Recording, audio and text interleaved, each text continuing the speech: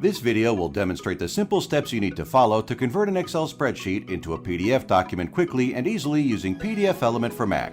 After launching PDFelement for Mac, click on File and then on New. From the choices provided in the New menu, click on PDF from File. In the Finder window that pops up, set your Excel spreadsheet and click Open. The Excel spreadsheet will be converted to PDF and automatically open in a new tab in PDFelement. You can now save the file with a different name using the Save As menu option in the File menu. If you found this tutorial helpful, please don't forget to like the video and subscribe to our channel. You can watch more such videos by searching for PDFelement on YouTube.